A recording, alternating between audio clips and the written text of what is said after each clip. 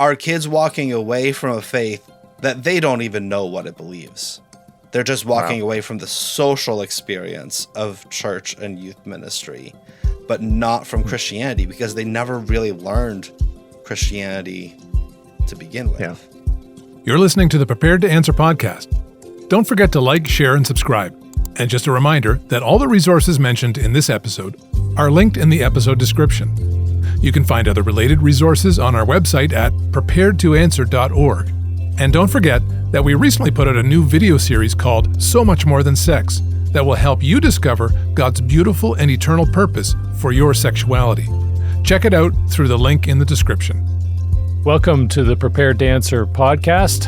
I'm your host, Sean Walker, and we have a special guest today, Mike McGarry from Youth Pastor Theologian.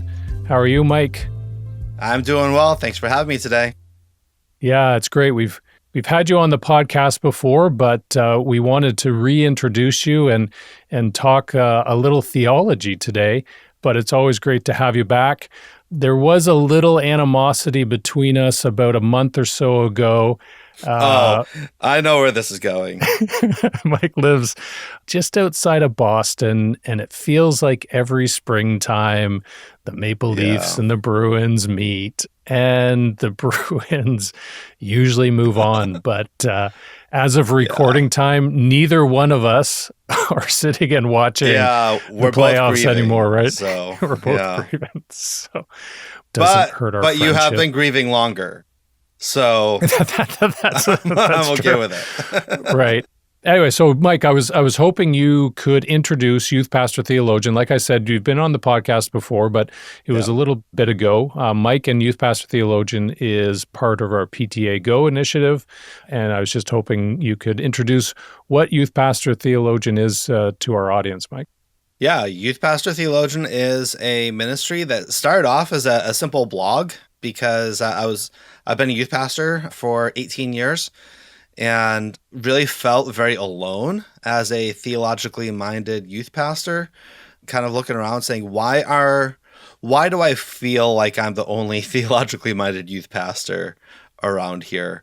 Surely there are others like me, but there's just so few places talking about theological engagement and theological depth in youth ministry. And so a number of years ago, I got connected to the Rooted ministry down in Alabama. And that was really the first time I met other gospel-centered, theologically minded youth pastors. And I was like, I'm not alone. I knew it. I knew that I wasn't the only one. And from there, it's just really grown as a burden and a passion of mine to connect these needs. Because if your ministry is volunteer-led, or if you have a bivocational youth pastor, what resources are available for your leaders who probably don't have Bible college or seminary education? What resources are available for those churches and those ministries to lead a biblically and theologically robust ministry to teenagers? In my own experience and in my own ministry, most of the theological engagement that I've had to do was stuff that I've took from my education and developed on my own. But if you can't do that, if you don't have that education, then how do you lead a theologically rich ministry? So that's what Youth Pastor Theologian is trying to meet. We're advocating, the short sentence is, Youth Pastor Theologian is advocating for theological renewal in youth ministry. That's what we want to see happen. We want to foster conversations about what is youth ministry, biblically speaking. I think that's a question that we don't really ask nearly often enough. Like, what is youth ministry even? And then how do we teach theologically with confidence, not with fear and trepidation, but how do we teach theologically with confidence? So those are the two railroad tracks really that YPT is built around. Yeah. Wow. That's wonderful. And what a wonderful ministry. I can think in the past of youth ministries that were led by lay people, parents, or, church members that maybe didn't have that education, like you said, that you've had or other youth pastors have, and where are they going to turn?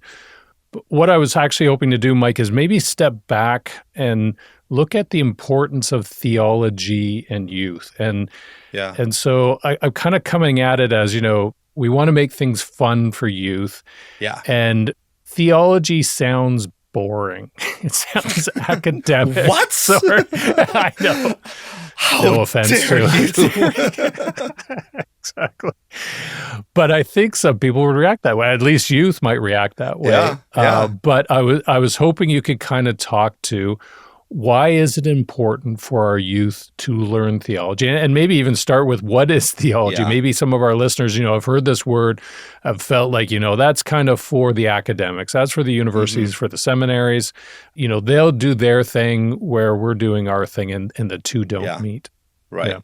Yeah, I think, but before I dig to that, I think some of the common objections to theology and youth ministry, is what you're saying. It's boring, and they don't really want that. I think other times people think the theology just divides. You're just going to start arguing and debating about different viewpoints that really don't matter anyways. And then people are just going to disagree. And what's the point? And then sometimes you just think, like, who cares? Like, is theology really practical? Like, let's just keep this simple. Let's have simple ministry and meet kids where they're at instead of talking over their heads. But I think those three objections really miss the point of exactly what you're asking about. Like, what even is theology? So, okay. Sure. Do you want your teenagers to be Christians? Okay, yes. That would be I hope the answer is yes. Yes. Right? Yes. Do you want your teenager to be a Christian? Okay. Now define what that means without making any theological statements. It's impossible. You can't do that. So theology is the study of God, right? Theology is the knowledge of, like, who is God? How do we make sense of this crazy world that we live in? How do I make sense of myself as someone who is created in the image of God, and yet I'm a sinner, and like, how do I make sense of God, this world, and myself? Those are essential theological questions. And I think every youth worker, I think every parent would say, like, if we're not helping the teenagers in our ministries and in our churches address and discuss those questions, then your youth ministry is just a social club. It is not a ministry at all. Right? So, like, if we're not teaching teenagers about God, then what the heck are we doing? And I feel like that should be a really stupid statement to make, and a really obvious statement to make. And pardon my strong language, but, like, it is just, we should be teaching kids about God in our churches and in our youth ministries. That is the theological task. Like, youth ministry is theological ministry, not because we're trying to be like theology professors in the youth room and we're trying to, teach middle schoolers and high schoolers like they're PhD in theology students. Like, no, but we are trying to teach them Christianity, and we're trying to teach them who God is and how to make sense of this world that we live in, and how to live personally and faithfully according to the gospel of Jesus Christ. And those are theological questions and theological issues that we need to be talking about with kids. And I am really concerned that a lot of youth ministry basically never moves beyond the children's Bible, that we're giving kids a really simplistic faith, so that once they start to experience suffering or hardship or doubts, they look at themselves, especially church kids, and they say, I grew up in church. I grew up going to Sunday school and youth group and all the things, and my faith has nothing to say to the hardships of life. My faith has nothing to say to these hard questions that my friends and peers and myself are asking. So why would I hold on to it? Right? Like, are kids walking away from a faith that they don't even know what it believes? They're just walking away from the social experience of church and youth ministry. but not from Christianity, because they never really learned Christianity to begin with. Yeah. Wow, that's amazing. So what would your experience be, Mike, with teaching kids theology? Like, what is their reaction to it? Do they go, I don't care about this, Mike. This isn't stuff that I care about. When you're teaching them, you've taught for many years as a youth pastor theologically. Yeah. What is kind of their reaction? Is it what people would expect to be like disinterested or this isn't for me, I would just want the pizza and dodgeball? Well, it depends on the kid, right? I mean, okay. it depends on the kid. Sometimes it depends on the series. I mean, I'm not going to come on the podcast and be like, they all love it and it's amazing and they want to bring all their friends. I mean, I'm not going to embellish and be dishonest. I mean, sometimes it's a hard sell, and sometimes they're like so in on it. So sometimes it depends on the kid. Sometimes it depends on the group, and other times things just hit. I mean, I think every pastor and ministry leader has had series that really seemed very well timed for what their people needed at the moment. And sometimes you kind of look and go, this one had a really good idea, but it just didn't land for some reason or another. And I think that's just how ministry is. Yeah. But what I will say is this. So I started leading Youth Pastor Theologian as my full-time ministry, thanks to Prepare to Answer support, starting in September, right? So just this past September of 2023. I started leading it as my full-time ministry. The last teaching series that I walked my youth group through was going through the Apostles' Creed. And I honestly, I wasn't totally sure how it would go. I convictionally said, we're going to do this. And I think this is a really appropriate way to close things out and to foster some really important conversations about what does it actually mean to be a Christian. And let me tell you, I mean, the kids were all in on it. And it wasn't because I'm the world's greatest youth pastor. I am, and I was, obviously. But That's right. But it was just setting out, here's the Apostles' Creed. Historically speaking, if you disagree with anything in this creed, then your faith is not Christian faith. It is something other than Christian faith. So this creed is really, really important. So when we read the Apostles' Creed, it's probably important for us to know what is it that we're affirming when we affirm the Apostles' Creed. So let's talk about it. So I would teach, maybe a 12 to 15 minute lesson, kind of line by line, and then break them into small groups to be able to discuss it. And that discussion part is so essential, to give them space to ask their questions and to not give shallow or quick, easy answers, but to provide space for kids to really talk about the content of what do we believe. So when we believe that Jesus is the Son of God, what does that mean? And do we ever bring kids beyond just like the very basic, simplistic Christmas message? Jesus is the Son of God. The Word became flesh and dwelt among us. Period. The end. Do we ever dig into like, okay, but that means that Jesus was fully God and fully human. Yeah. So when you think about Jesus, do you think about him as someone who was, he was just a human good teacher and God helped him out like he was a prophet? He was just a divine prophet? Or do you think about Jesus like he was God, but not really human like us? Like he doesn't really identify with us in our weaknesses and temptations because he was God, but he doesn't really identify with us. That both of those are problems. Or do you think that Jesus was like Hercules, right? And he was like 50-50. Jesus was a hybrid. And that's not okay either. Right? The Bible says Jesus was fully God and fully human. So Jesus really does understand you in all of your humanity and in all of what it means to be a person. And at the same time, he is God.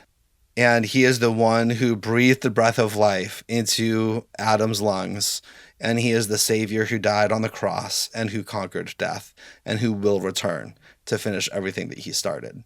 And both of these things are true. Like, do we ever have those conversations with kids? Or do we just have like a very basic, God loves us, therefore he sent Jesus to save us from our sins? Which is true, but like, let's sink our teeth into that. And kids, teenagers are open to that. They're hungry for that because they know that they've grown up in church, especially church kids, right? They're interested in the questions and in sinking their teeth into it, especially when you're able to set the culture that they're allowed to ask questions and that they're allowed to ask hard questions, not just the easy and acceptable ones. Yeah. So I would completely agree with that I think our kids and our church culture, at least some, are moving towards we're open to questions, right? We're open to you asking the hard questions about what we believe. And so that's really where theology comes in, because if you have no basis, right, no foundation for that, then how are you going to answer? Yeah, no, that's amazing.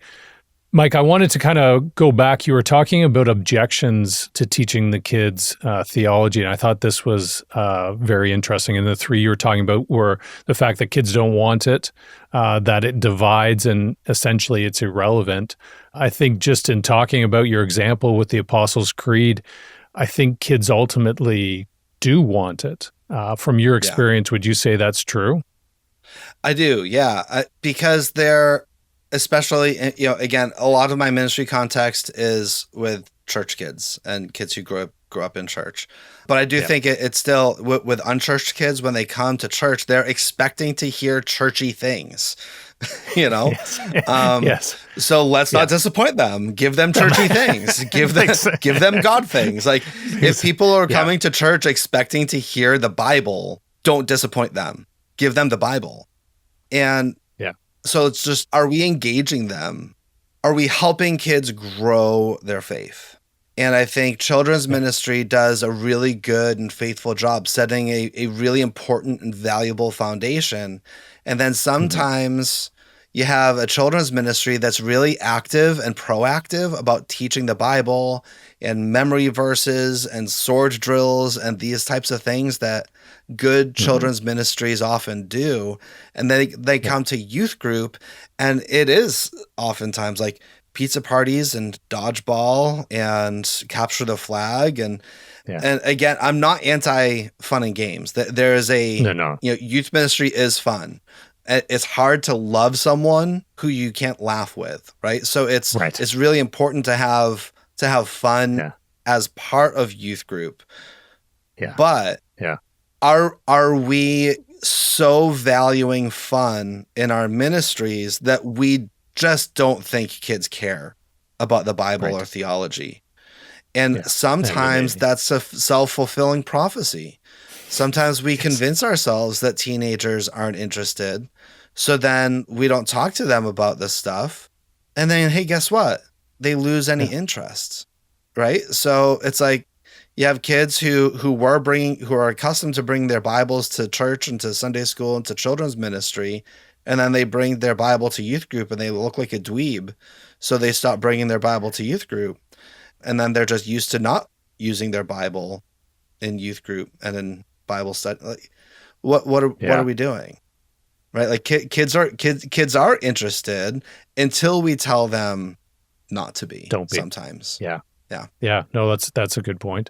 The second one, I thought this was interesting, the objection that theology can cause division. And I'd be interested on your take on that. And I'm thinking in terms of, so you're teaching your youth group theology, and you're teaching them, this is what we believe about God. And so then they graduate from youth group and say they go off to university or college or even a seminary, and they find out that other people believe something different about God. Yeah. And now their faith is a little shaken and go, well, hold on. I was taught by Mike that this is who God is about. So how do you, maybe you could talk to that and how, and you know what, this is not even just youth, Mike. This is just Christians in general. How should we approach approach this.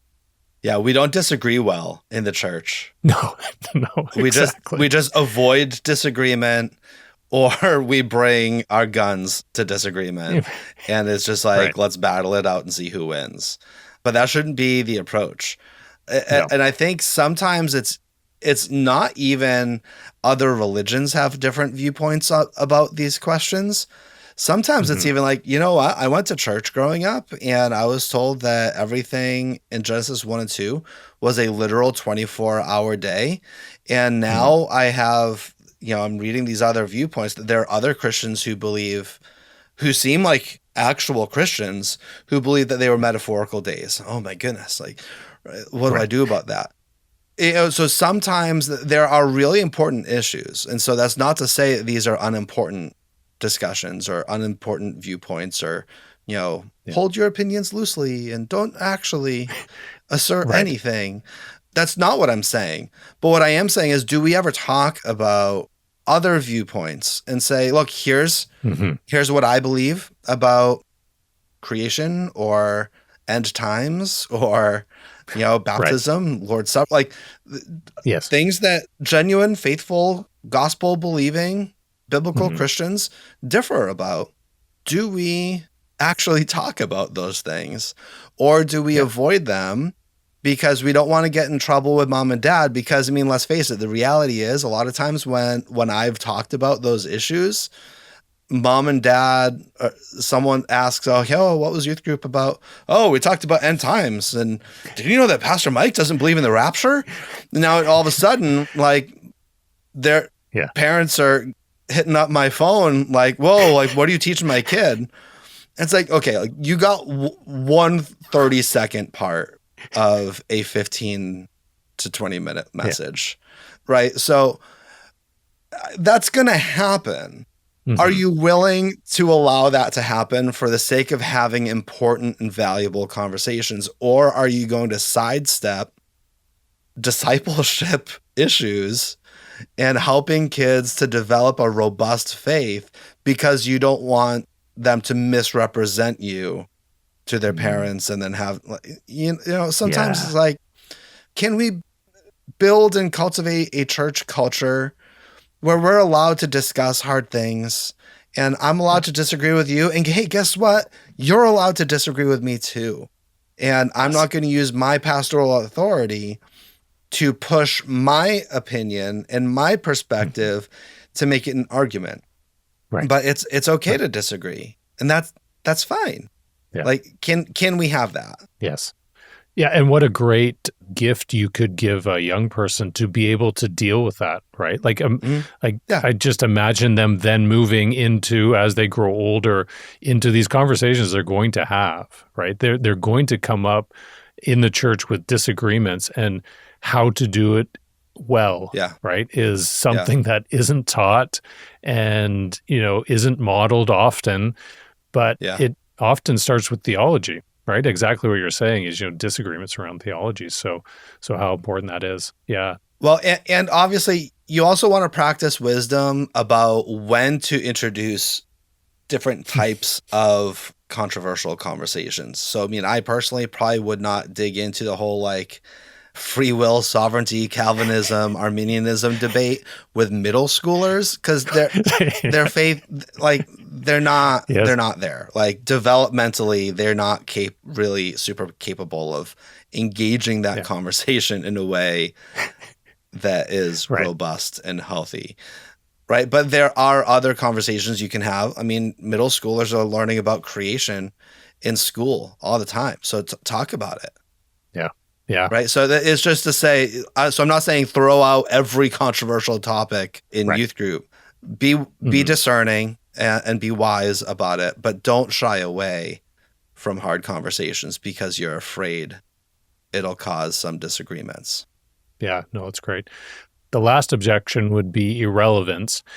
And what Scott and I are finding in terms of questions coming in, and we had talked on previous podcasts about a young person coming and talk to us just about the challenges that her non-Christian friends were presenting to her, that as opposed to previous years were not about, is God real, evolution versus creation, but they were actually theological challenges. Mm-hmm. And this was to a young person. And it kind of made us sit back and think, wow, maybe the landscape is changing for the next generation. They're beyond the evolution versus creation, and they're more into, how can a good God allow suffering? And those are the types of questions, right? Oh, yeah. Yeah. So for us, we thought, wow, how needed is this in our youth, for our parents, for all these types of ministries to be theologically grounded, to be able to be confident and to discuss it. So, and that's why I wrote my latest book, Discover: Questioning Your Way to Faith by New Growth Press, available wherever books are sold. But I mean, honestly, though, I mean, that is why. I mean, so the book focuses on 20 theological questions that teenagers ask. Some of them they ask directly, like what you just, the example you gave, how could a good God allow suffering? Another one is how could a loving God send anyone to hell? That's another big one, and obviously the gender and sexuality question today. But there's lots of questions that teenagers are asking head on, but then there's other questions that, the way I phrase it, they ask sideways, like the Trinity. Kids are super curious about what is the deal with the Trinity?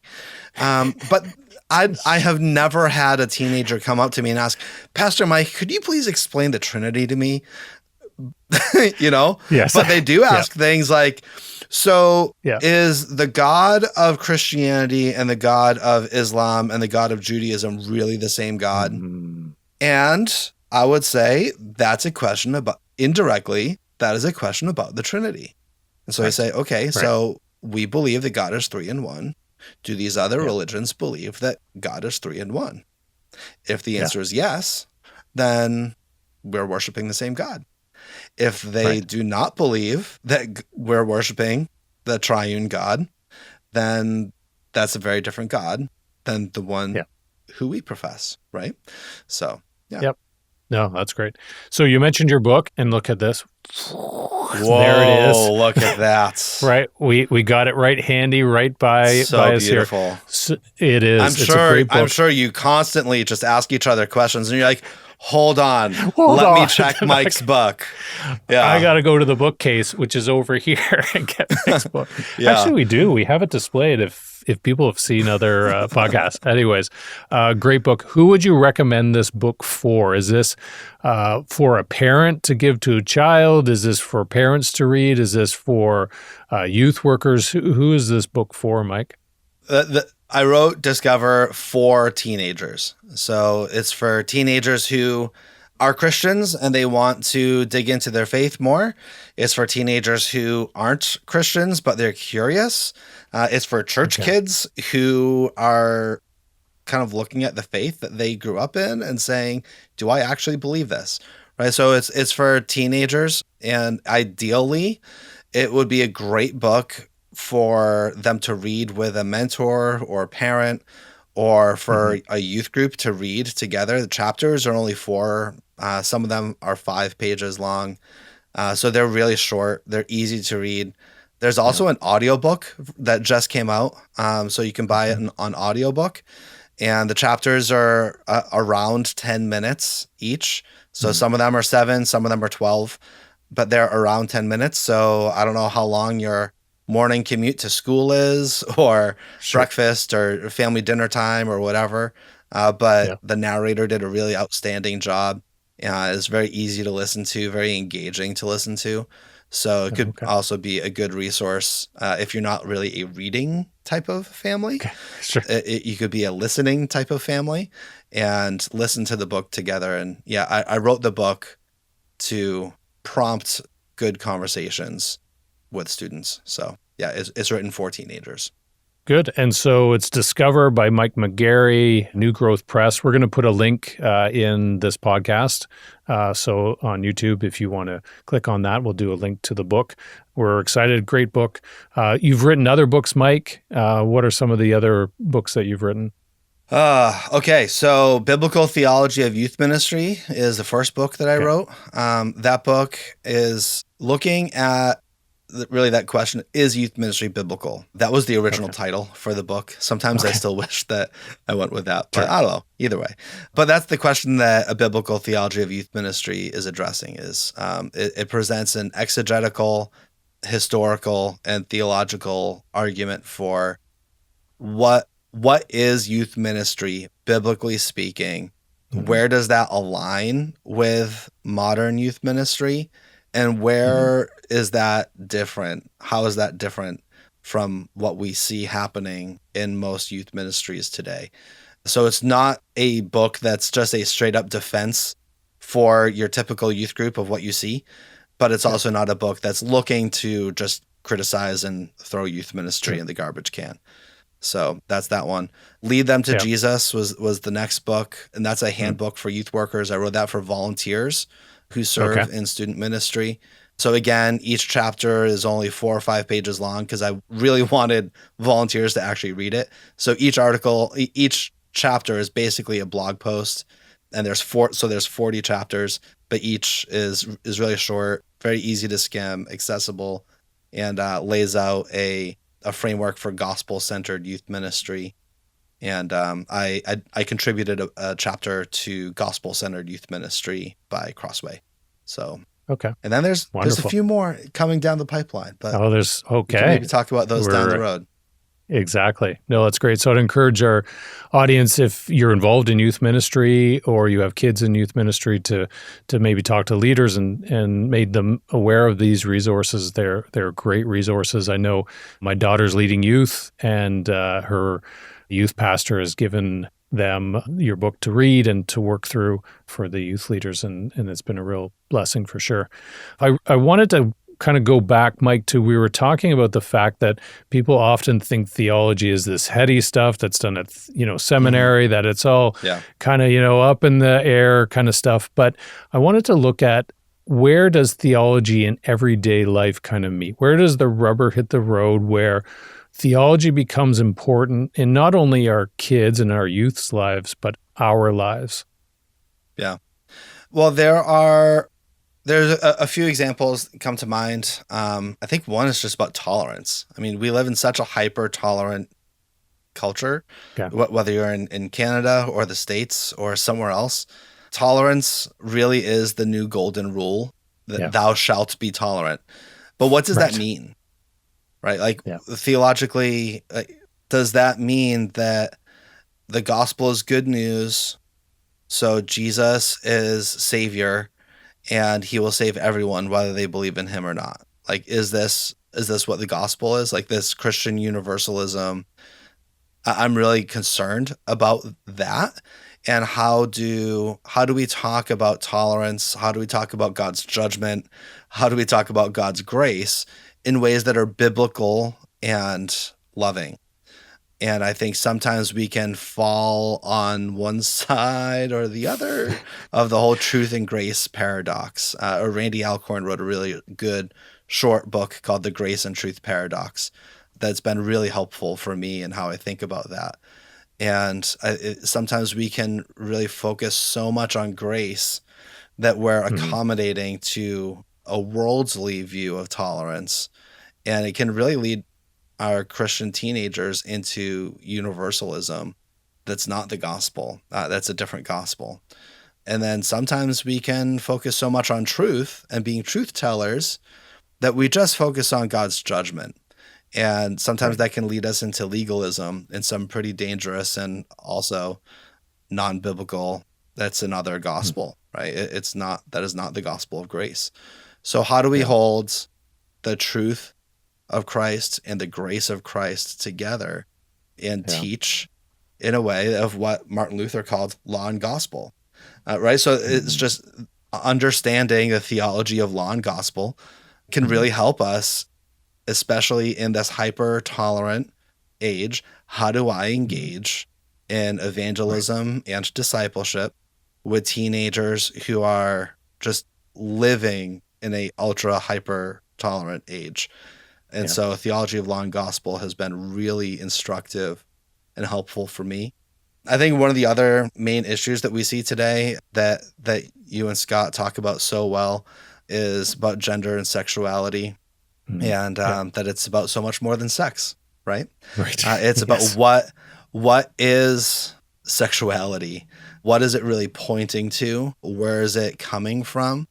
And that it's anchored in what does it mean to be a human being who is created in the image of God. Yeah. And I think sometimes people hear the sexuality and gender conversation and they just hear no. Right. Instead of really being grounded in the biblical yes of what are we, right? And how do we live as sexual, gendered people according to God's yes of what it means to be a human being who is created for intimacy with our Father in heaven as the bride of Christ, right? These are the biblical metaphors of our relationship with God. It is a wedding metaphor. So what does that say, right? What does that mean? And so these are the theological applications. So I do think it's important and helpful to distinguish between theology and theological. And so we sometimes need to teach theology, but we always need to teach theologically, and we pastor theologically. And youth ministry is theological ministry. It's more than just theology. So I think these are the ways that theology becomes theological, and that it's about the worldview, it's the biblical worldview, and the way we see the world, the way we see ourselves in light of who God is and what He's done. Yeah, no, that's great, Mike. And for both of those issues, those are things not only our kids are dealing with, but we're dealing with, be it in workplaces and families, with friends, that, the issues around tolerance, around those sexual issues, that they are actually theology. And so people might not think that, but again, they think, oh, no, that's all in, academia. But no, that's real life. How do you think? How do you respond? How do you live in a way that honors God in these issues? And there's going to be other issues come. We don't know what they are, right? That are going to come, and we're going to have to be grounded well in our theology, and especially for our kids. Yeah, what a great ministry, Mike. We love what you're doing. You're out of Boston, but this has really gone worldwide. Surprisingly, it's awesome that you're getting responses from throughout the world, and youth ministries seeing this need for theology in countries around the world. This is a world mission, not just a Boston or U.S. mission or North America. That this is really going beyond, which is amazing. So I'd encourage our listeners to go on to youthpastortheologian.com for all those resources. Mike, you have a Facebook page, Instagram, all that stuff. Yep. All the places, except for TikTok. I should probably just get the handle so no one else does. Sure. So everywhere at Youth Theologian. At Youth Pastor Theologian is too long. So at Youth Theologian. Yeah. And we have a Facebook group with almost 2,000 members on it, which is incredible. Yeah, it's wild. That's amazing. And so to join the Facebook group, people have to answer a few different theological questions. It's not a theology test. It's just a yes or no type of thing, just to make sure that we all have a certain measure of theological agreement. So that way we're not debating over really key important issues. So that way when you ask questions or are looking for resources or counsel in the group, you're getting really good feedback from people who share the most important biblical and ministry convictions with you. So go find that too. Okay.